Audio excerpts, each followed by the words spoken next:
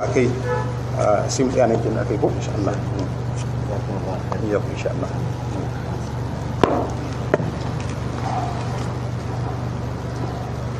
Assalamu alaikum warahmatullahi wabarakatuh.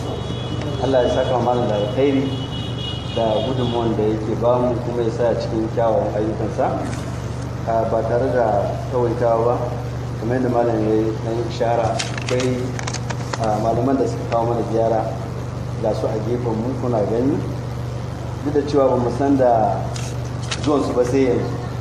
Ya kamata kafin malam ya fara tafsiri mu san cewa za su zo akalla, saboda kowane majalisi da tsarin karatun shi. Ina kyautata ta wannan bangaren a mana uzuri, amma dai muna farin cikin zuwan su kuma Allah ya saka musu alkhairi, domin duk mutumin da ya taso daga wani waje domin ya kawo maka ziyara cikin shari'a musulunci a sunna annabi sallallahu alaihi wasallam, annabi ya ce falyukrim dayfahu.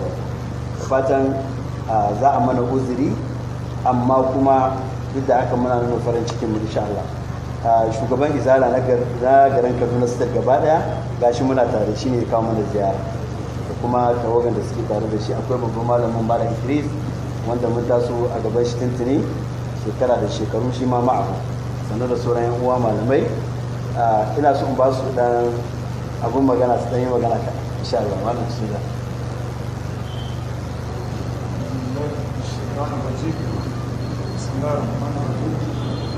والصلاة والسلام على المبعوث رحمة للعالمين بشيرا ونذيرا وداعيا إلى الحق بإذنه والسراج منيرا وعلى آله وصحبه وسلم تسليما كثيرا. وبعد السلام عليكم ورحمة الله وبركاته. farko dai muna ba da haƙuri, dama ban faɗowa ya yi muna tafi sai muka sito wannan daga cikin wannan shekarar aka fara tafsiri a wannan wuri, to yana da kyau shugaba ya taho da kansa da tawagarsa kafin mu ƙarisa masallaci cikin lilo domin gabatar da shugaba, sa'annan kuma shi masu gaisa da malam kuma a gaisa da 'yan uwa domin a samu 'yan uwantaka. Wannan shine dalilin da yasa sakon bai zo ba kafin wancan lokaci. Muna fatan za a yi mana uzuri. Kuma yadda malam Muhammad Kabir ya faɗi, tawaga ta shugaban kungiya jama'atin salatul bid'a kamata sunna ta jihar Kaduna gaba daya, wanda a sanin kowa a da marigayi Alhaji Muhammad Tukur Isa shi ke shugabantar kungiya, kuma kafin rasuwarsa sun da jiki ya tsanani da ba zai iya ba, sai ya danka shugabancin da hannun malam Adamu Ibrahim, wanda shi ne muke tafa tare da shi. Kasantuwar da lokaci ya ja, zan janye dukkan sauran bayanan da zan yi shi shugaba ya gabatar da shi don ya gabatar da jawabinsa a takaice, sannan malam sai sanya mana albarka.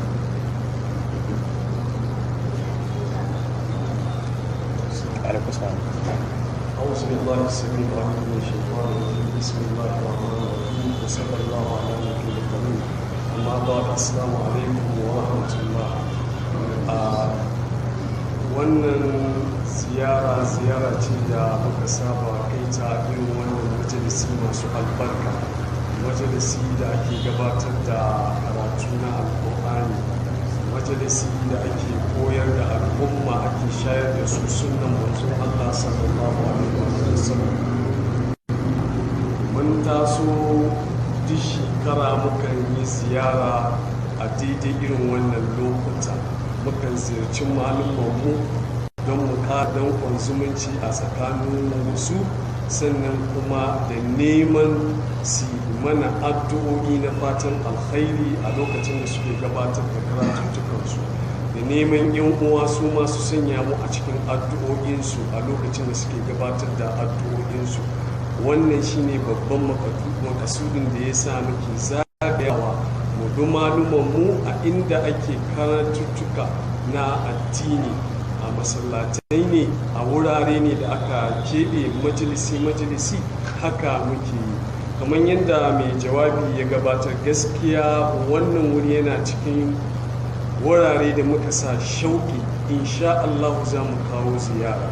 kasantuwar wannan shine karo na farko da ake gabatar da wannan za a gabatar da tafsiri a wannan masallaci wanda kuma malam zai jagoranta. Muna fata abubuwan da malamanmu suke koyantar da mu Allah subhanahu wataala ya ba mu ikon amfani da su. Malumanmu da suke koyar da mu Allah subhanahu wataala ya sanya albarka a cikin rayuwarsu, Allah ya sanya albarka a cikin zuriyarsu. Wannan majalisi Allah ya yi mai albarka, wayanda suka saurari karatu Allah ya sanya albarka a cikin rayuwarsu. Allah muke roƙo ya ba mu ikon amfani da karatuttukan da malamai suke karantar da mu. Wannan shine a takaice ziyara ce muke kawowa ta don zumunci tare da neman addu'o'inku da neman addu'o'in malam. Muna fata malam zai sanya mu a cikin addu'o'in shi a duk lokacin da aka gabatar da irin waɗannan karatuka. Wassalamu alaikum wa rahmatullahi. Allah ya saka shi kai. Insha Allah kamar da kuka ji ga bayani daga shi malam da ya kawo mana ziyara baki da kuma mai gabatar da shi.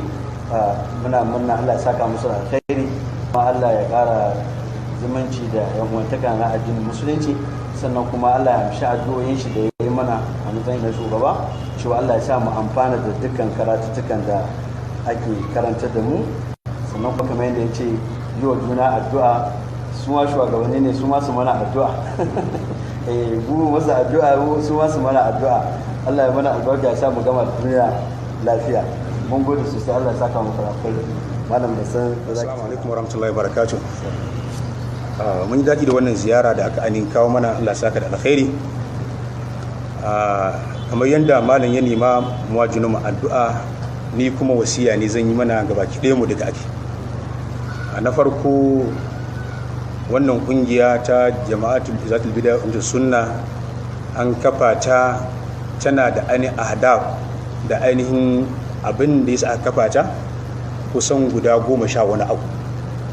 Abu na farko shi maganar tauhidi. Ina kira zuwa gare su, amana ce suka ɗauko wa kawukansu, kuma amana ce suka rubuta a cikin tsare-tsaren da wannan kungiya za ta tafi akan su. Maganar tauhidi, fada da bid'a, tsayuwa akan sunna da abin da ya kama da wannan. To wajibi ne ita wannan kungiya ta tsayu akan abin da aka assasa ta akan shi, kar ta kauce hanya. Sannan ta zanto a dukkan mu'amalanta da za ta yi, ta koma zuwa ga littafai da aka rubuta, littafai na ahlus sunna wal jama'a da suke bayani akan aqida ta ahlus sunna wal jama'a na tsohon zamani, yanda za mu mu'amalanci kowane abu, mu'amala tsakaninmu, mu'amalan da 'yan bid'a, mu'amalan da shugabanni, mu'amalan mu da limamanmu da abin da ya kama da wannan. To duk mu koma zuwa ga wa'annan, mu ɗauko daga wa'annan wurare, kamar yadda al-imam Abu Muhammad Hassan bin Ali bin Khalaf al-Bahari yake cewa a cikin littafin Sharh Sunna, yana cewa alaikum bil ati, kullu zumunci addinin da yake aka yi shi a wancan lokaci. Yace a cikin nan kuma shine addinin da aka yi shi tun lokacin da Allah ta'ala ya aiko manzo sallallahu alaihi wasallam, kuma har ya rasu zuwa kashi sayyidina Usman. Yace min wafatir rasul ila maqtal Usman, anan ne ake addini, ingantaccen addini. Da kuma annan malamai sun rayu, sun tsayu, sun yi rubuce-rubuce akan abubuwa. Babu shakka duk abin da aka dora shi aka wannan ginshiki, da wanda ya san abin da aka gina izala akai, usul dinta na izala da suka kawo kusan guda 10 wani abu, usul ne wanda ya dace da kitabu was sunna, usul ne wanda ya dace da abin da gama gabata suke kai. To sai dai wajen jagoranci dole ne a koma aiki ya yi daidai da abin da yake cikin abin da aka rubuta, abin da ake faɗi ya da abin da aka rubuta shi ake, dole zanto wani akwai bukatan wannan daga ake, babu shakka akan wani. Wajen mu'amalantan koma mai za ka tadda an yi rubuce-rubuce aqidanmu da manhajinmu na ahlus sunna jama'a, wajen asma wa sifat, wajen uluhiyya rububiyya, wajen mu'amalantan yan bid'a, wajen mu'amalantan shugabanni, wajen mu'amalantan ilmul kalam, da dai abubuwa kala-kala duk an kawo su daga ake, kuma ai rubutu akan wannan abu. To dole ne a tsayi akan wannan abu, za a samu sara insha Allah. sannan wannan hanya da aka ɗauka a kanta Allah ta'ala ya taimake ku, Allah ta'ala ya tabbatar da ku, sannan kurakuran da wuce da shi ai kokari a gyara su. Duk muna da kurakurai, amma sai dai abin da aka ce shine usul na abu a tsayi akan shi, duk abin da za a auna da shi ake tafiya ake. Kuma shine wannan usul din ba wani abu ne kirkire na mutum, an ciro su daga cikin Qur'ani da sunnar manzo sallallahu alaihi wasallam da kuma aikin magabata. Kuma muka ce shine usul din mutum, sai akan wannan usul din, kan mu canja, kar mu canja.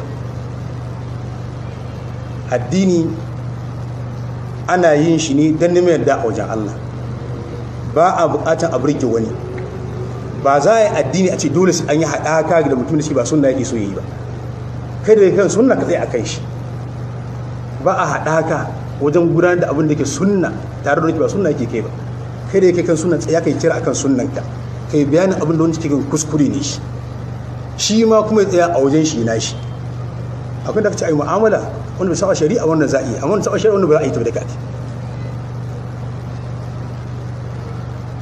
Na zo da wannan ne don faɗakarwa zuwa gare ku, amana ce mas'uliyya ce. Allah ta'ala ya taimaki mu gaba ki mu da ku, Allah ta'ala ya tabbatar da akan sunna, Allah ta'ala ya taimaki mu akan karantar akan usul na ahlus sunna wal jamaa. Allah ta'ala ya taimaki mu da yin aiki da duk abin da muke karantawa. Allah ta'ala ya dauka sunna kuma ya taimaki mu abuta sunna din.